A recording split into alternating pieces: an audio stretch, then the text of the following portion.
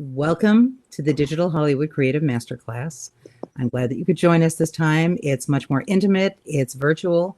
There are no introductory slides this time because it's all recorded off the page where everyone's photos and bios can be read. So I want to welcome my guests, and at the risk of riffing off an old joke, I want to start by asking you, how many producers does it take to screw in an episode, and what do they all do? Because this is the question I get asked the most. Who are these people? Why does it take 27 producers? And sometimes my husband and I will sit there and go, wait a minute, go back. We have to count. So please, you've all worked in so many categories. Start at the very bottom and work your way up, and please explain what they all do in both hour and half hour. And Adam from Features. You want me to start? Jonathan, you start. This seems like your category.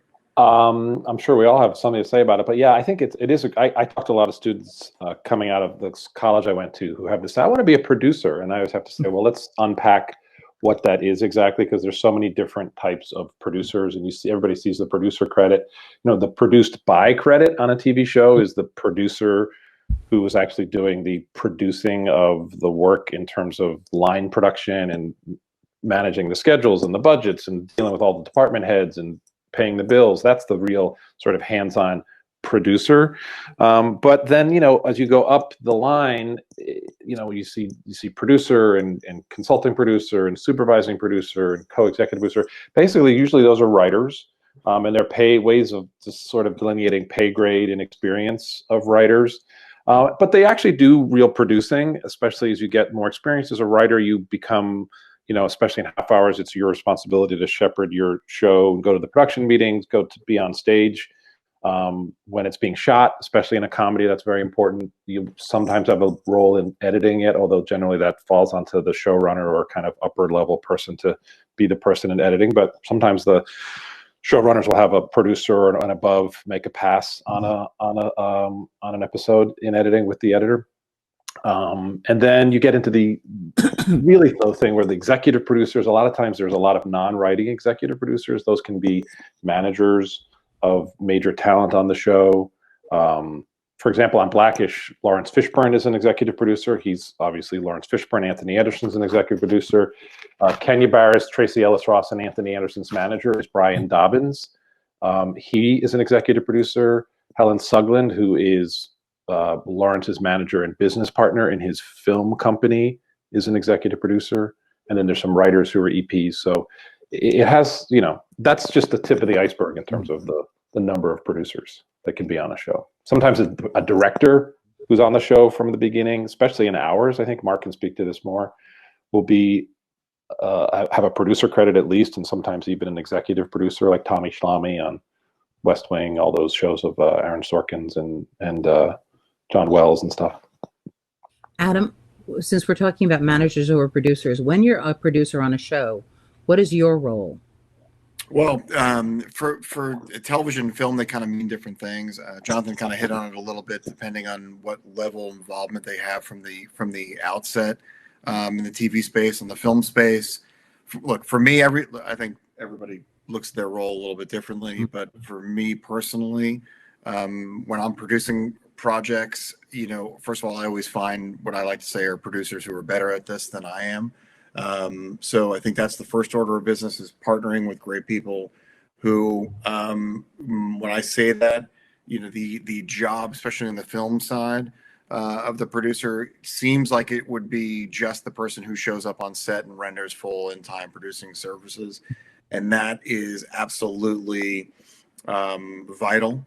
But I think what I tend to do in terms of the production side, on the management side, is from inception till production, I'm involved with it, you know, on a literally hour by hour, day by day, month by month process that can take years. So that's what does it mean to be a producer, you know, without actually being on set and taking up oxygen and space on a film set.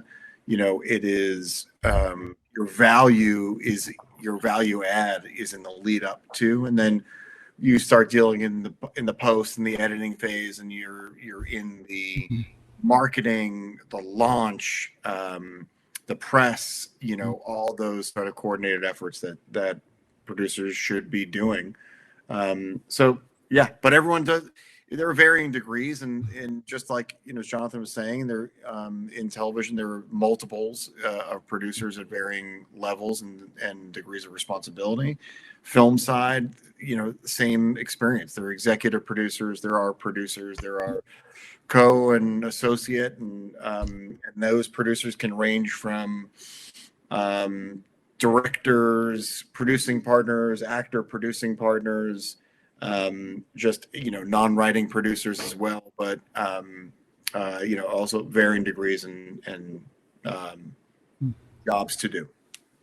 Yeah, I just want to put a button on something you said, because I think it's so underrated, the work that is done by producers who do development, because everyone assumes that, well, you're not producing the actual thing, but you actually have produced what brings everybody else together. So I think that's always very underrated. Yeah. Mark, how about an hour? Well, it's interesting. I think Jonathan covered, a lot of things that are just as true on the hour side. The thing is that there are a lot of producers who do work. One thing Jonathan didn't mention is, it's not uncommon for a post supervisor or a post producer to get a producer credit. So that can also include, like Jonathan was saying, the cast, leads in the cast. What's sort of interesting to me about features versus television is that the value of the credit is swapped. Adam can tell me if I'm wrong about this, but the lowest credit in a movie is executive producer, but that's right. The highest credit in a television show. It's one of those producers, one of those catch-all titles that actually could mean any number of a million things, including people who are just not doing anything on the show. There's some directors who they have negotiated a deal where they direct the pilot and they get to have an executive producer title for the remainder of the series, even though they may not even be watching the series. There's some people who are non-writing producers who are, who all they do is give notes, and Lord knows that that's really important, because what television is really lacking is a notes process. I'm being very sarcastic. Television is not lacking for notes. I'm here to tell you that. So, how do you enjoy notes? What's your favorite note source? Sorry, Catherine. Go ahead. Well, I'm sorry, what? What's your favorite source of getting notes? Honestly, I'll take a good note from anybody. To be very reductive about it, I think there's two types of people who give notes. The people who are trying to actually make the product better, and the people who are trying to justify their jobs or justify their paycheck. Generally speaking, you're going to get better notes from the first category than the second category. Okay. So when you come on as a producer, Mark, and you've already done a lot of Adam, you've done a lot of the development so far. Are you still giving notes during the production stage? If I've done my job as a development focused producer, which is what I consider myself, my job is to deliver a screenplay that is that's locked and loaded. So, it's not that I need to be on set giving notes to world-class filmmakers and movie stars. Sort of not the point. Like, I've done my job. I've developed a screenplay. It's rock solid. Let's all not fuck it up, and then we can always fix it in post, I guess, to a certain extent, anyway. Okay, so there is this thing that people usually ask that I hate, so I'm not asking you. It's, tell us how you got started, which is always irrelevant because everybody gets started in a unique way. Most of the time it's a fluke. But I want to talk to you now about sustainability careers. I just took over as chair of the Career Longevity Committee at the Writers Guild. And so I am interested in finding the key to people who have had sustainable careers. Up until now, if I was going to sum it up in Hollywood as being an older person in there, I would launch this campaign. Okay, because that's kind of what it is. So how did you avoid that? Because assuming none of you will get carded when you go to buy booze, and clearly you have sustained a career. So let's talk about that, because if you get in, it's that fluke. Then what? Ooh, that's tough. I think there's sort of two dimensions to it for me. There's the question of how do you sustain a career up to being 50, and then how do you sustain a career after being 50?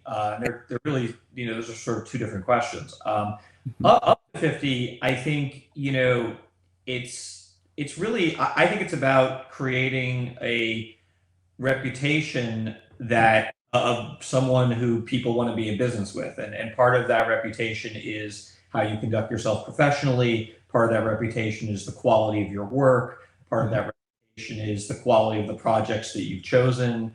I do think it's really sort of important. I think, a lot of writers will sort of lurch from gig to gig to gig. And some of them have to, because they have to put food on the table, but they're not built. They don't think in terms of actually building a career. All they're really doing is, going after the money and going after the paycheck, which again, the ability to sort of focus on, building a career and building, a body of work that can sustain you in the long haul, that to a certain extent, that is a little bit of a luxury. And one thing I've noticed is during the writer's strike, I basically, you take a tour of everybody's home, because there's always these meetings in all these homes, particularly at the showrunner level. When I think I've been inside the home of every showrunner who was working in 2007.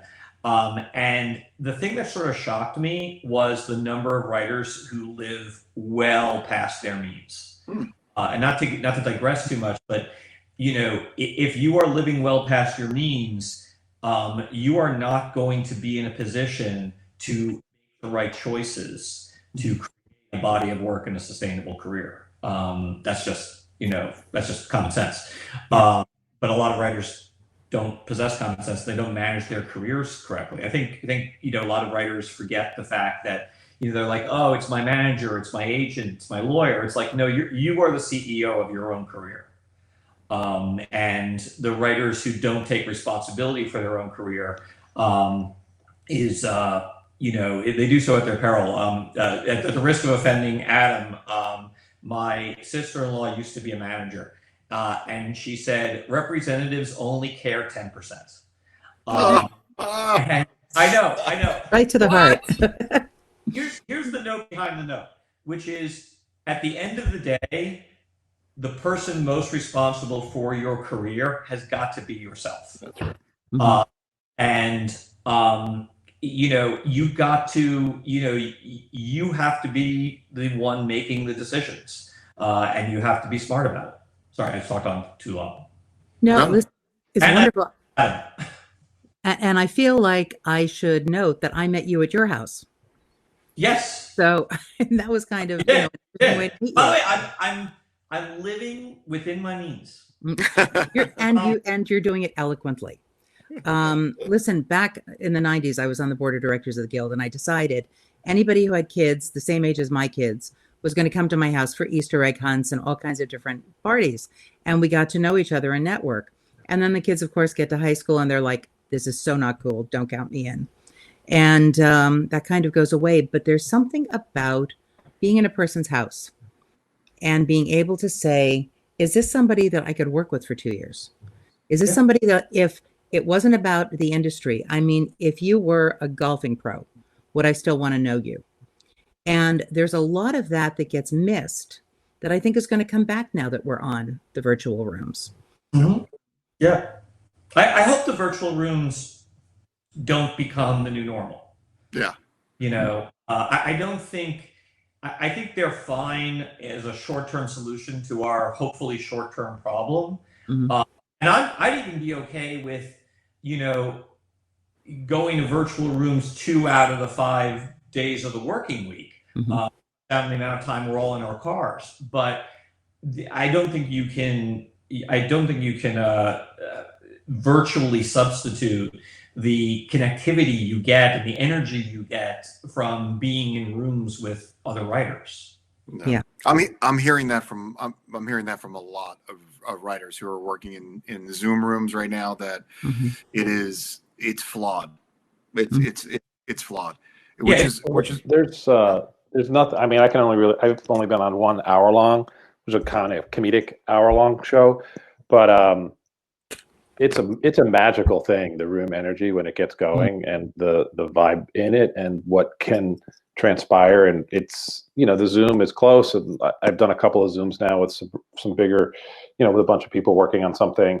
Most of what I've been doing is pitching and working on with one or two people, but it's not the same. Like that room, and sometimes what you really don't get is the room when it's kind of tired and stressed out, can be its most energetic and creative. Not that you want to force those situations, and actually good showrunners work to avoid those situations, but those nights when you're under the gun, especially on a half hour, your table read went horribly, you have to turn the script around, production needs it, the studio network is asking questions about the story, and you really got to do it. And sometimes those nights, and again, you try to keep them as early as you can, but that's where you really come up with some amazing stuff. Yeah. And that's never going to happen in this virtual setting.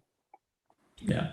Okay, so before all of this transpired, we had the writer-producer chaos of we're in negotiations with the agencies for the packaging agreement, and we had to make all of that shift. And we got the portals, and who's allowed in the portals and who's not allowed in the portals, and how are the portals working for people at your level versus people at my level.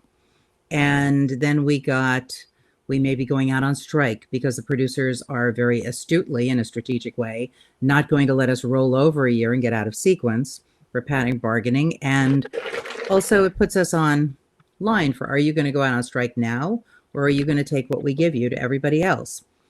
And then you add COVID, and then you add shake, because we had one little earthquake. I was like sitting there going, this can't happen now. How do you manage all of this chaos as opposed to the nice, comfortable routine we were all in? And are you managing it? I'm drinking a lot more. I find myself every time I go to the store, I'm like pulling out a bottle of booze, and I'm not a drinker. It's like, that's interesting. Jonathan? Well, again, I'm not in a currently active open writers room. I might be joining one soon. This hit at a time, I'm such a network television guy, or have been, that everything was pretty much wrapped. The rooms were done just as this all happened. So the next month or so will be more like, what do we really know? And even in that world, I'm not going to be running a network show anytime soon. I'm in a development cycle right now. So, the real question is, I'm trying to have the conversations with my friends who are going back to run things, and it's also theoretical right now. So you're trying to maintain some degree of order. I think it really varies by individual too. There's some people, I was reading a friend of mine who's a writer on Modern Family, and his wife wrote a wonderful essay, Carrie Friedman Lloyd. I look it up in the Washington Post about, she's writing a television script, but mostly a kind of fiction and memoirist writer. And just really how hard it has hit her in the last few weeks about what she's up against with two small children, second grade and first grade. And that's a reality for so many people. And the executives you deal with, like, my kids are 19 and 17, and it's hard on them. And there's a sense of loss and disappointment about, college and what's happening and what's that really going to be. But the real day-to-day of like managing your family and, trying to keep your life going and maintain order we're in uncharted territory, and who knows what production is really going to be like, and when it starts, and how we're really going to do it. And it's going to change storytelling. There's going to be the need to acknowledge that we've been through this, I think. There's going to be, don't acknowledge it and go into an escapist route. And then there's going to be a need to actually change your stories. Like, okay, we can't have a crowd scene. We can't have our actors making out in a scene and then, hooking up in a crowded bar, and then that's just not going to happen. So what stories are you going to tell? At least in the short term. we're starting to see, I'll jump into that. We're starting to definitely see some of the guidelines are starting to get written up in terms of production and how to get things back up and running. And you will definitely, and part of the production guidelines now are actually showing development guidelines too. So the development guidelines are hitting on what Jonathan is saying, which is, consider is always the key term.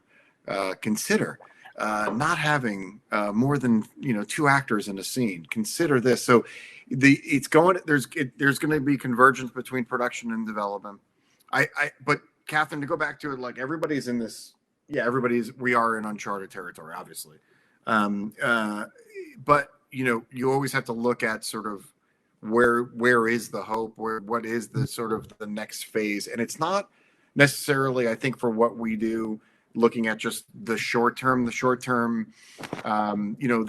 are writers' rooms, there are jobs, and there are opportunities, and things are happening, and people are still in conversations, and they're spending money in development. They're doing all that kind of stuff now. But I think the hope comes in a coordinated effort on the production side for things to begin again. And I think you can look at it right now and say, we're going to probably spend here, from what I keep hearing from production people, anywhere from the next 4 to 6 weeks getting the guidelines right. And then that puts you out of probably 2 to 3 months before production can resume again. So we're talking about production in earnest, September, October, something like that. And that's realistic. And there is hope as far as that is concerned, I think. So what about the creative process? Because I am doing a rewrite on a pilot that I was hired to do. And I have a whole process I've always relied on. And all of a sudden, I couldn't get my head to work on that process. So I've had to sit there and revise the way I'm doing this project, which, my skill set is my skill set. It's going to be what that is. But getting to what that is has totally changed for me. And I'm thinking it's because, one, okay, maybe I am drinking a little more. I'm not really a drinker. That was funny, but it's true. I'm buying booze. And I find that I'm thinking differently. Is this just me, or are you guys having that same kind of approach? It's funny. And maybe Jonathan can speak to this also. One of the things that the quarantine has sort of really brought home to me is the fact that particularly when I'm running a show, every day is a struggle just to find time to write. On the upside of the quarantine, looking at the silver lining, I finally have time to write. But of course, yes, it takes me a lot longer in the current circumstance to basically get the engine going. And then once I get the engine going, I can usually make it through the day, pretty well. But I don't know if I'm thinking differently. What I am doing is I'm writing a lot more than I typically get to do in any day. And I think that has been affecting my writing, more to the good than to the bad, quite frankly. But that's just sort of how I've been, perceiving it, and, trying to focus on the positive of, I finally have time to write. Yeah. That's great. That's a nightmare that I have time to write. That's the worst possible thing. No, it's true. It's been great. It's just, I find my process, I have to work through this weirdness of the feelings I have and the kind of just general unsettledness of it all. And then there's a lot more time spent just managing your house and doing your dishes and taking care of business and planning the trip to the grocery store. And then, but then you really do say oh, wow, I really have 3 hours this afternoon to sit and think about this. And that has been a benefit, So in the world of magical thinking, after all of this comes out and they settle on the guidelines and they settle on the way production is going to be doing and what's going into production, and of course, how many projects are going to be killed, because that happens, what would you, in your wildest fantasies, like the industry to be when you're finished with this period?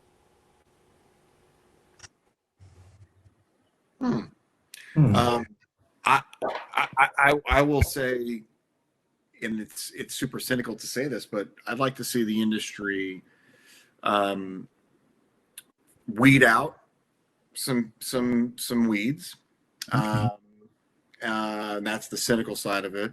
But I think the world is going to be set. If we're off the axis right now, we're going to be set right. And I think that my biggest hope, frankly, out of all this, is more risks from people creatively, both Mhm. from writers, filmmakers, certainly, but also from the buyers.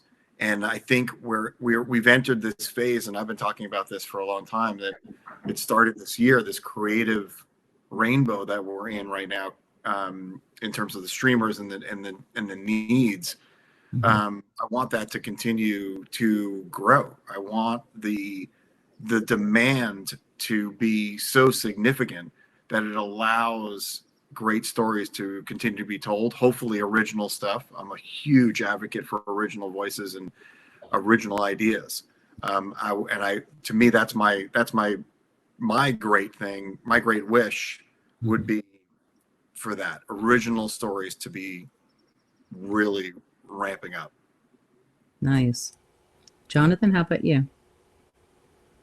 I actually think that I agree with what Adam said, and I think that we're going through a period of massive consumption and catching up on filmed entertainment, which I think is good in a way, and it could create another way of saying what Adam is saying. Maybe is it could create a need for more innovation and a desire for more fresh voices. It's like, oh, Mindy Kaling's Never Say Never, excuse me, Never Have I Ever dropped, and that's something that people are taking the time to discover that they maybe wouldn't have. It's like, okay, now I want more stories about an Indian girl coming of age, or I want the next version of that story, and what was her experience like in college, and on and on and on. And it's almost like the more you catch up, I'm burning through 6 seasons of Bosch right now, which is a show that I'll get to that eventually. And it's like, okay, now I want to see what else is said in Hollywood. Now I want to jump to Ryan Murphy's Hollywood show. I want to write my own comedy version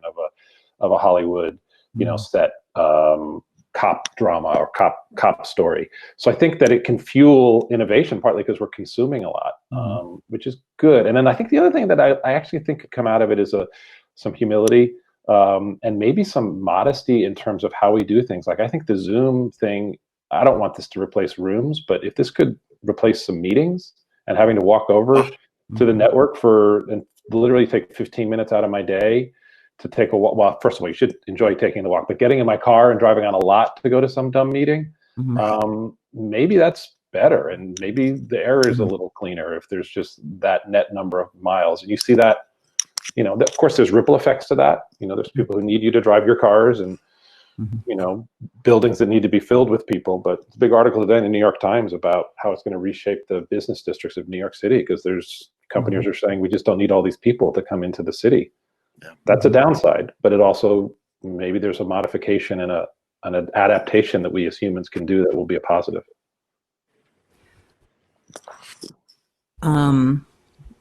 Adam? Yes. So that's me. In all of this, if these things change, is there going to be any difference in the way you approach the people you represent? You were saying you wanted more unique stories, more original stories.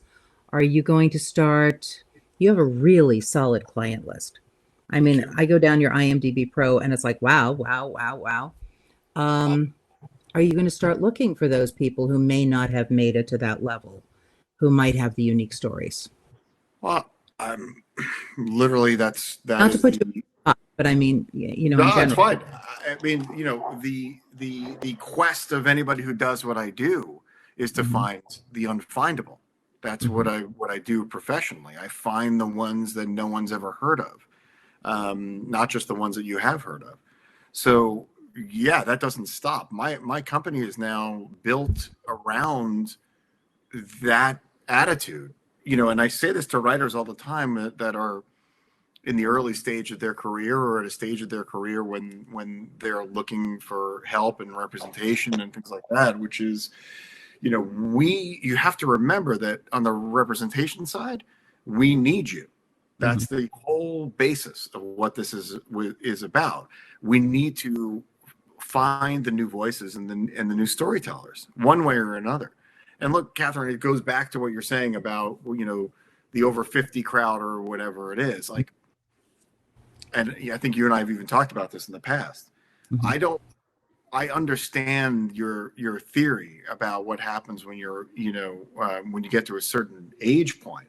But what I always talk about, and I'll say this to any client, whether I represent them or a writer who's on the verge, or a writer who's had experience and has built up a great pension in the Writers Guild already, I'd say the same thing, which is you have to maintain being relevant, and being relevant is writing, and writing is what puts you out into the universe and lets people judge you based on you're an artist, so you have to paint.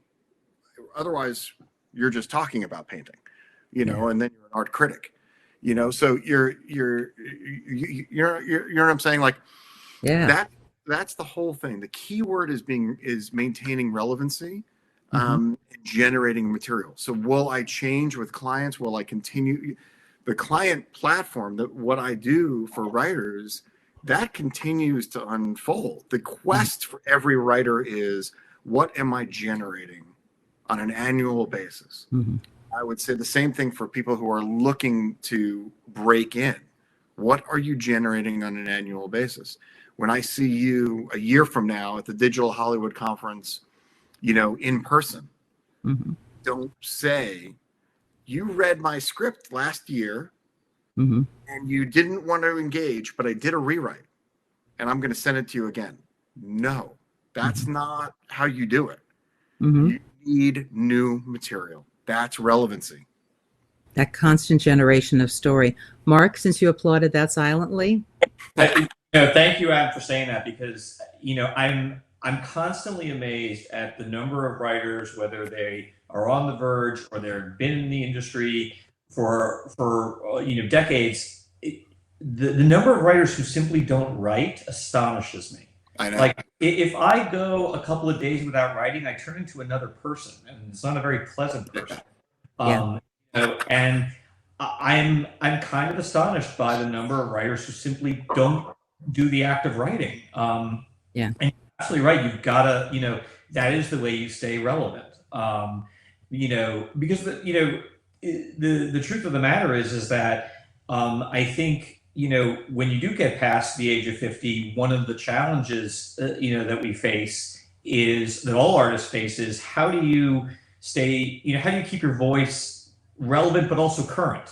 You know, how do you, and I've seen some artists, you know, whether they be musicians or, you know, or writers or actors or directors, I've seen a lot of, you know, artists struggle with keeping their voice fresh and new and timely. You know, I'm a big comic book fan, and there are comic book artists who just literally they lose something off their fastball, to mix metaphors. They, you know, they stop, you know, drawing the way they used to.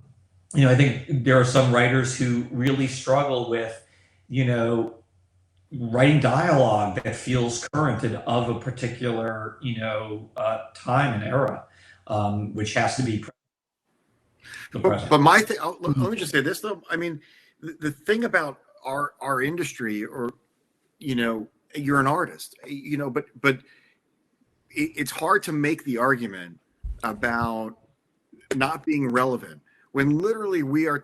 You look at some of the filmmakers that we, you know, revel in on a year by year basis. Marty Scorsese, Clint Eastwood, like, you know, these guys they've done it, and they do it again, and they innovate again, and that's great artistry. Is you have to continue to change and evolve and understand and be a fan of the industry. And there are so many writers who hate the industry and hate other writers, and that is how you talk yourself out of being an artist in this industry. You're absolutely right. I agree with that. I mean, it's like, just don't just enjoy other writers and enjoy your work and do the work for the sake of the scene that you've written that works or the joke that you crafted that clicks. And you can't control everything else, and you have to enjoy the process because there's no guarantee of the destination being all that or ever happening. And if you're not enjoying the ride of either working alone or if you're with a partner and you want to collaborate and that gets you going, enjoy that. I have a treatment for a feature right now that I've had such a great time working on it. I have no idea if it's going to sell, but I won't count that as a loss because I had such a good time writing it. Yeah, no, what you said is very important about liking other writers. People always ask me why I'm on 4 committees at the Writers Guild. And it's because I love going to spend an evening surrounded by people who do what I do, that I love doing, and focusing on a specific topic or doing a panel or doing just a committee meeting. And there is an energy that drives that. And I think that a lot of people who are not in the Writers Guild ought to be joining writers groups and communities because that helps them feed on that same energy. I think so. I think the best advice I can give is the sort of rule of thumb for my career has been work on stuff that you like with people that you like. Yeah. And if you just do that, and sometimes that could mean just you, like if you like yourself and you enjoy spending time with yourself and don't go crazy from writing alone, then you're spending time with your characters, which are people that you like, and your story, which you should be liking. And it's hard. But I think it's also great if you find somebody and write a show together, write a script together, and that can get you going and keep you motivated and can be a lot of fun. And then the same thing when you get onto a show, enjoy the process of being on a staff and being on set and learning everything you can and being around the actors, as tricky as they are sometimes to be around, and even enjoy the executives who give you notes. Everybody's just we're all trying to do the same thing, which is to make something good. So let's have fun doing it. I know that sounds like a blandishment and easy advice, but I think people do lose sight of it. And that's when they get bitter and say, I hate this business. Yeah, business is hard.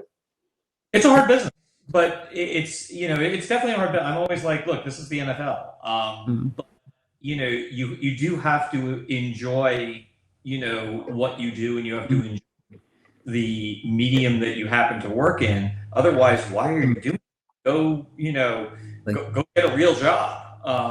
This may not be for you. And it's funny because someone in one of the chat rooms comments said, do any of you ever think about leaving this and going to get a real job or a different job? I used to be an attorney, which is helpful in a lot of different respects. But my worst day as a writer is still better than my best day as an attorney. Exactly. I teach a certificate program because I love social media and I immersed in it. It's like, how do you monetize it? You teach somewhere at a university, but I get it. You have to love what you do. And also I want to go back to something that you said a couple of minutes ago, Adam. I do not personally believe that everybody who is older is employable as a writer. And I'll be the first one to admit that. Fair enough. So the whole point of relevance. And I think, tip off is anybody who walks into a room with a flip phone, right? It was saying, I want to meet your grandpa. Okay. And believe me, we have a lot of members who still have flip phones and relish them. So I wish that wasn't true. I know. I do too. I mean, I'm all about what's new and what's next. It's a nice brick, guys. So, Jonathan, something you said a minute ago triggers a question that I have of you. And it's a kind of personal question. When they write your obituary, what role will your appearance on Who Wants to Be a Millionaire Celebrity Edition will play? Wow. Because I've watched that show once for 15 minutes. And the Bashert moment was with you and Anthony Anderson. Yes. I know what Anthony Anderson would say if he was asked for a comment, which is, fucker, I thought you were a Jeopardy champion. How come you didn't know that? Because we got hit with what's that?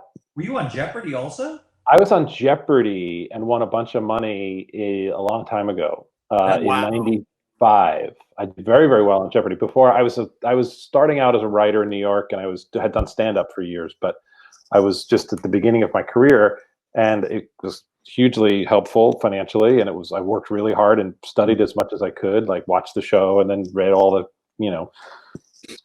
condensed versions of the Bible and geography books that I could pour over. And I did very well. And and Anthony remembered that and asked me to be his expert on Millionaire recently. And we got a question about the Netflix show Cheer.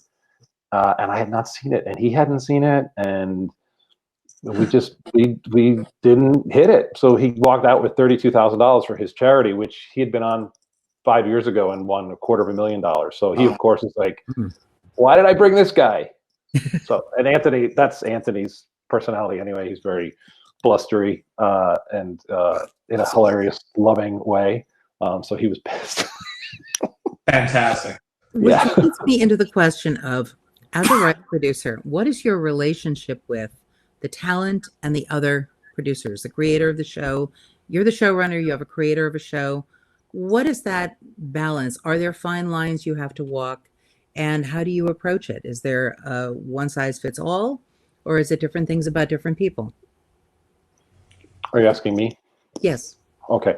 I try to be, I've done a lot of, the two shows that I probably most, in a way, the last few years most proud of and have done the most of that kind of work on are Happy Endings, where I worked with a younger, newer writer named David Casp, who's now an established, not as young writer, but that show was a blast. And then with Kenya Barris, who'd been in the business a long time, but had not run a show, which was Blackish. And both of them are incredible experiences. I'm very big on, I like helping other people figure out their voice and not getting in the way of that and not sort of bossing up and thinking that I got to be the guy. I try to lend all the experience and guidance and support I can as an experienced showrunner and television writer, but saying that this is not exactly my voice, but finding the ways to relate to the material. So with Blackish, for example, Kenya's and my experiences couldn't be more different, but I also look at what he was trying to say, which is with that show, he's telling his story with Anthony's story as well, very much of like, I am a guy who grew up in the hood and now I have all these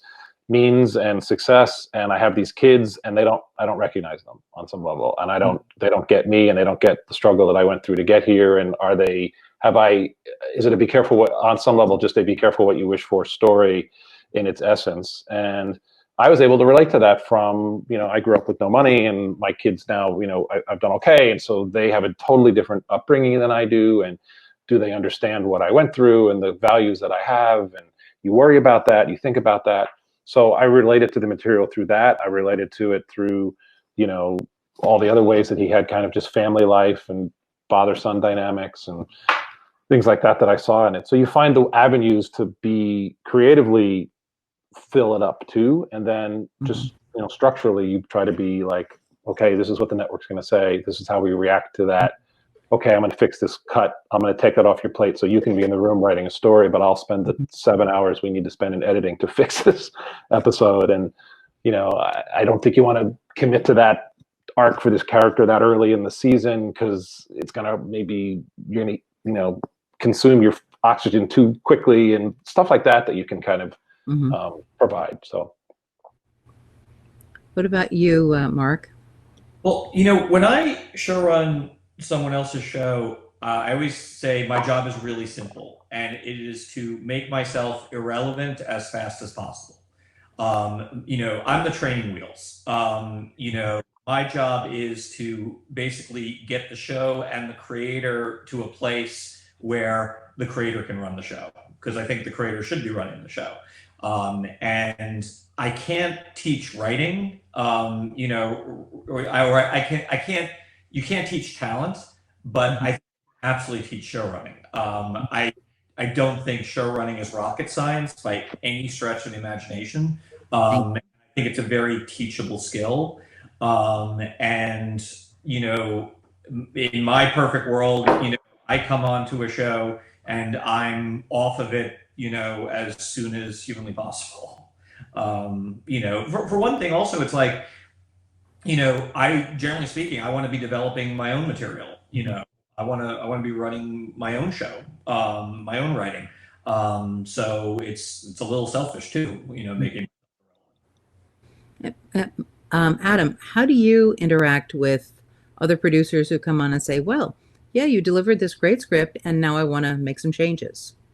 And now I'm coming in to do the rewrite for my actor that I work with, or the star has their own rewriter. I mean, that's pretty common. How do you maneuver through that process? Well, you're saying on behalf of a client, if it's a client's piece of material, Yeah. that Yeah. I guess the simplest way to answer that is rewriting that's part of the business. What you just outlined happens, on such a high volume of pieces of material that it's hard. All I can say is it's more difficult when it's an original script from a writer. It becomes a little more personal.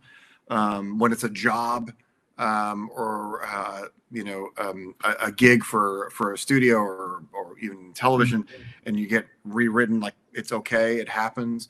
I really try. I don't know how you guys feel about this, but I encourage any of my writers who are doing any work to another writer's script, reach out to the other writers, let them know you'll take good care of it, things like that. I think that's really important. But in general, generally speaking, when stories are hyper personal, when there are screenplays that are written that are really personal, and you have producers or actors who want to make drastic changes, I take that personally.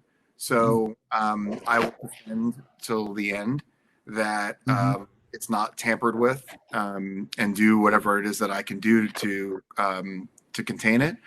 But then that's on the really personal ones. But again, jobs, things like that, some of those things you just have to let them evolve. Yeah. So, Mark, here's a personal question for you. Okay, I was not on Celebrity Jeopardy or No, Who Wants to Be a Millionaire or anything. And that's a very good thing to note. I have noticed there are a lot of people in the industry named Guggenheim, and some of them seem to be related to you. So what is the family tree of Guggenheims? And how does that work at holidays?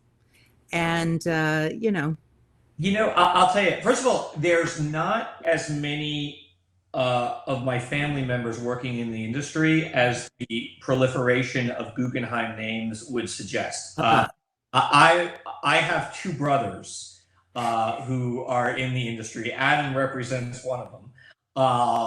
And all three of us are writers. Our parents are going like, what the hell happened? We had one that was a lawyer. Like, why didn't that take? We were at least one. But until his dying day, my grandfather would ask me, so when are you going back to law? And even when I explained to him, I would have to take a pay cut to do that. Yeah. Yes, I know that, but when are you going back? So it's Eric Guggenheim and David Guggenheim. Davis Guggenheim, there's no relation, none whatsoever. Not in the family tree. Yeah, Barbara Guggenheim, no relation whatsoever. Truth be told, any other Guggenheim, we are probably not related to them. Right. I think all three of us, though, we're very, very different writers. I think you could very easily, hand out my script, Eric's script, David's script, all with the title pages taken off, read each one and know exactly who wrote what. And I think as a result, I don't feel in competition with either one of them. And I don't think they feel in competition with me, just because, my career is so very different than Eric's, which is so very different. We all want different things out of our careers. We write different things. We approach things in a completely different way. We're not interchangeable by any stretch. Adam, I'm guessing, can probably speak to that better than I. But I can definitely speak to it. There is the term sibling rivalry does not exist in the norm within the Guggenheim family. Yeah. It's not like that at all, which I find fascinating. And Mark, Mark's father is famous. He was written up in I think it was the New York Times. New York Times, yes. He did have a story in the New York Times, which I love. It's a great story, right? It's a great article. I show that to a lot of people. It's amazing, but it's and I think that just to draw differentiation between everybody, Catherine, the thing is, I think writers, you grow up and you think about who you want to become on the basis of the people that came before you, and I can say on David's behalf, he looks up to the guys like the Shane Blacks of the world, and looks at careers that came, in the years prior, and he honors them. It's hard you can't really emulate or certainly copy, but you honor them, and you find your rhythm as a writer based on, again, like filmmakers. Tarantino says it all the time, is he's great because he copies from the greats, and I think it happens a lot with screenwriters. Absolutely. I think one of the most interesting things that's happened in my writing career, I started very young. My only teacher and my first mentor was Samson Rafelson, who wrote the original Jazz Singer. And it was Columbia University. He was 82. I was 24. And I felt like we were on the same page so much of the time. And then I was blessed to have mentors like Larry Gelbart and be able to really start shaping it. But the years that I spent with Creative Screenwriting Magazine, being able to pick up the phone and interview people or do panels. And one of the reasons I do panels is I feel like this is extended education for me. I get to ask you questions, and we're sharing it with whoever comes in, and it will live online. And we start building our frame of reference off of what we learn at each specific juncture. Yeah. So, I think there's just an enormous amount to be said for that. What was the article about your dad about? It was about him. He owned a small electronics store in Flushing, Queens, and it's really like a throwback. And you can Google it. His name is Peter, so it's Peter Guggenheim. The title of the article is "Fixated on What He Fixes." So if you just were to Google Peter Guggenheim and New York Times, it'd pop right up. It's not New York Times articles about my dad, but it's a great article. And I love it. The reason I think the people always say, like, how did three of you all end up doing the same thing? And the answer is, because my dad owned this electronics store, we had the first VCR on our block. Wow. But he also does a lot of business with the police and the FBI. So even back in the dark ages of videotapes, there was piracy. And he would get, like, we had a copy of Star Wars through the FBI. Like, so we had got our pirated copies, from the Federal Bureau of Investigation. And we just, bathed in this stuff. Yeah. And I think it kind of ruined us. That's awesome. Yeah. So one of the happiest days of my life was when my son, who was most likely to go into the entertainment industry, told us that he was not. And my husband said my reaction was, "Gosh, honey, why not?" And clearly it was because he saw me having so much fun. But he interned with 4 of the top people and decided that's not what he wanted to do. So my question to you all, I don't know if you all have children, but I know a couple of you do. You all do. Yes. How would you feel about your children going into this industry?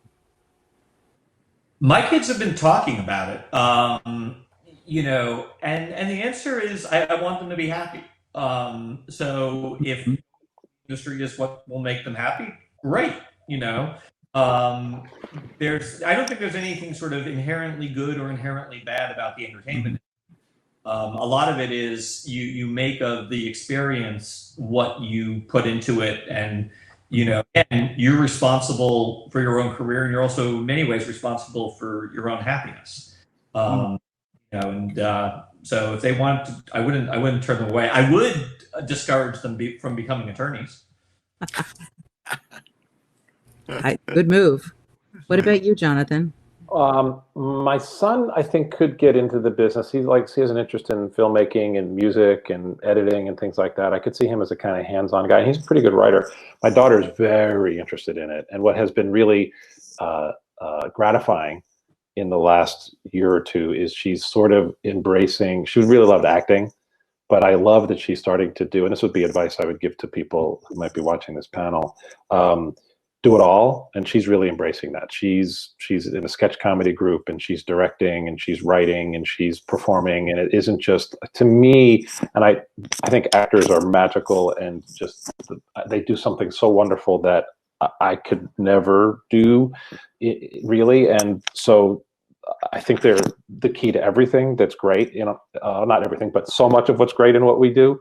I just worry about that life for people, and I think it can be really hard and draining. So I am a big fan of finding ways of making your own content and directing and writing and editing and shooting, or using your skills as an actor. Maybe you're a good producer, maybe you're a good identifier of other talented people and can read their material and make something happen, and you can be in it. And so you're an actor producer, but just waiting for the audition and the phone to ring, unless you're just that percent of people who are so gifted and or so beautiful and gifted, it's really hard.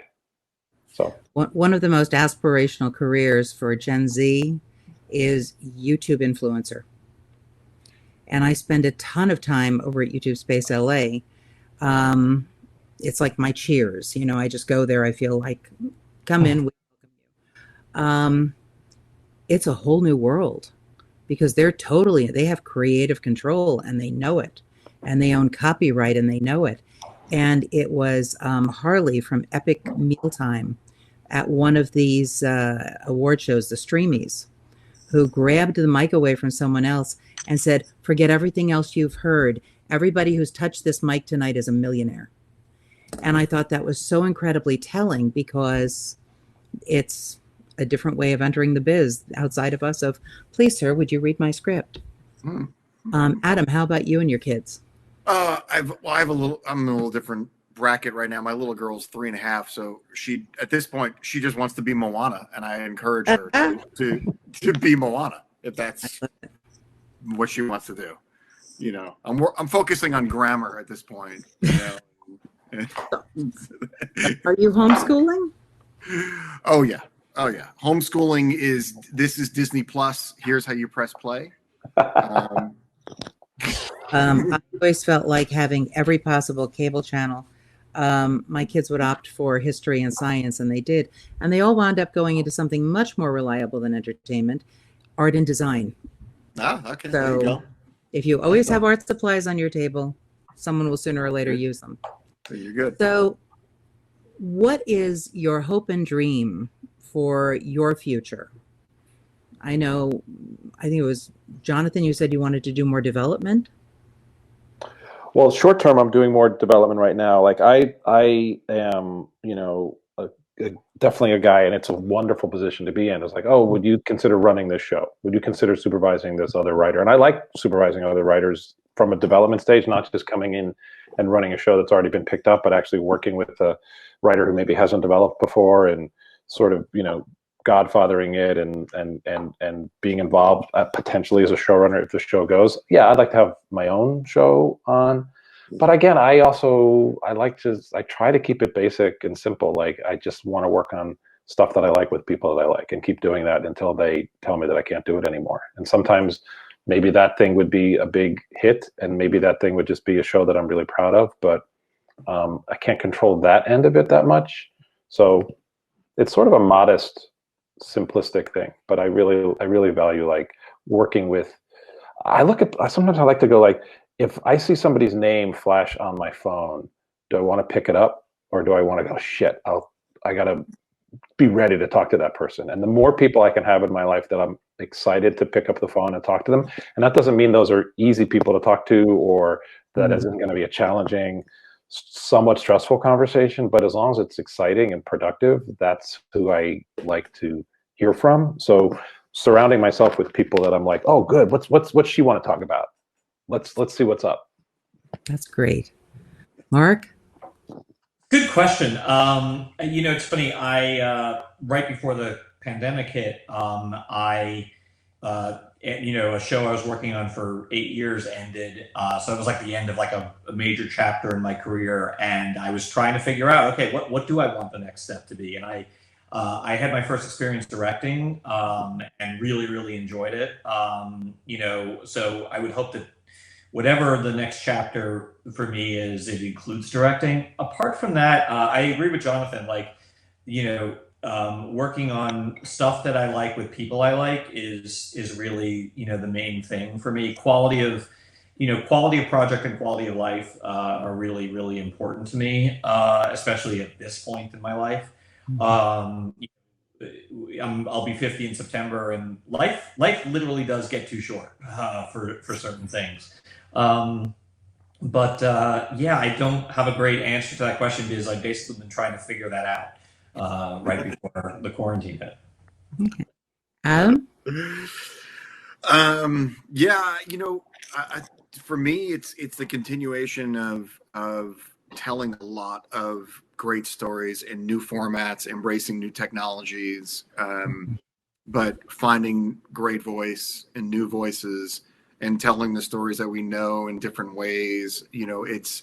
I'm an anomaly in people who work in kind of my side of the business on the representation side, which is I love it. I truly love what I do, so I'm blessed in that way. I'm grateful for it, and by loving what I do, I'm able to engage creatively on a nonstop basis. I can go from one conversation about alien invasion, and the next conversation is about World War II, and the next conversation is about Grownish, and it's okay to be able to make your way through all different types of formats and different stories, and it's what I thrive in. So I want to continue to be able to do that and see that really work. Well, I want to thank you all. I mean, everybody who's been watching this and who will watch it on video later is really blessed. You've gotten to meet 3 people who are absolutely brilliant and all nice, kind, decent human beings. And that's a rare combination for Hollywood. So I want to thank you all very, very much for spending the time. I want to thank Victor Harwood for keeping Digital Hollywood alive and taking it digital. And I will look forward to seeing you all again sometime very soon. Thank you very much. Thank you. Thanks, everybody. Thank you, everybody. Okay. Bye-bye. Bye, guys.